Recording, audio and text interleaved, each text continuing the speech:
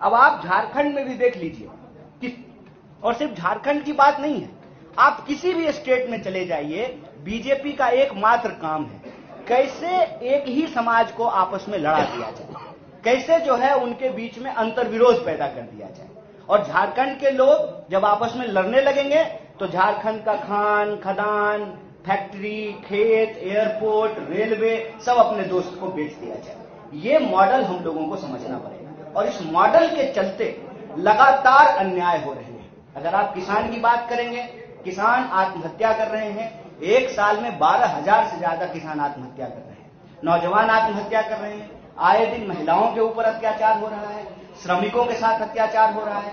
आप बताइए, आप सब लोग यहां बैठे हुए हैं, सरकार ने कानून बनाया, जब कांग्रेस की सरकार थी तो सरकार ने कानून बनाया कि 8 घंटा का काम करना पड़ेगा, 24 घंटा होता है, 8 घंटा काम का, 8 घंटा आराम का और 8 घंटा किसी चीज के सृजन करने का, सोचने का। मजदूर को भी हक है कि वो भी जो है टीवी देखे, समाचार सुने, कविता लिखे, कुछ बनाए, कुछ पढ़े, कुछ गढ़े। ये जो 8-8 घंटे का नियम बनाया था, कहीं ये नियम अब लागू हो रहा है? आप सब लोग मीडिया सेक्टर में ही हैं, बता दीजिए 8 घंटा काम करते हैं कि 8 घंटा से ज्यादा काम करते हैं? लेकिन आपको मजबूरी में काम क्यों करना पड़ता है? क्योंकि कानून को कमजोर किया जा रहा है। कानून को किस लिए कमजोर किया जा रहा है? मालिकों के पक्ष में। और मालिकों के पक्ष में क्यों कमजोर किया जाता है? क्योंकि मालिक चंदा दे रहे हैं सरकार को, इसीलिए सरकार आज आम लोगों के साथ अन्याय कर रही है।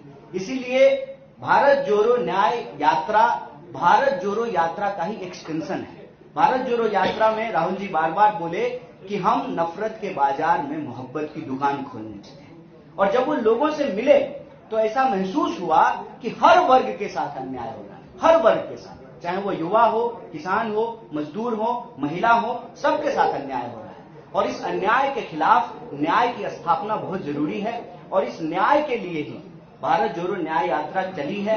और इसमें हम आपके सामने कह रहे हैं कि हम जिस भी राज्य में जा रहे हैं उस राज्य के लोगों के जो मुद्दे हैं उन मुद्दों को हम उठा रहे हैं। आपने देखा होगा कि झारखंड में भी पेशा कानून की बात की गई, सरना कोड बिल की बात की गई और यहाँ के पब्लिक सेक्टर को जिस तरीके से बेचा जा रहा है उसको बचाने की बात की गई। यहाँ के किसानों की, आदिवासियों की, मजदूरों की, गरीबों की और यहाँ के जो नौजवान हैं, महिलाएं हैं, उनके जो सवाल हैं उसको हम लोग भारत जोड़ो न्याय यात्रा के माध्यम से उठा रहे हैं। और हमारा यह मानना है कि यह भारत जोड़ो न्याय यात्रा का ही प्रभाव है कि जहां जहां हम जा रहे हैं वहां वहां जो है इनके पेट में जबरदस्त दर्द हो रहा है। ऐसा दर्द हो रहा है कि ये साम दाम दंड भेद लगा करके उस जगह की सरकार को अस्थिर करने का प्रयास करते हैं। यहाँ की सरकार को भी अस्थिर करने का प्रयास किया, लेकिन मैं आप सबको एक बात कह देना चाहता हूं कि चाहे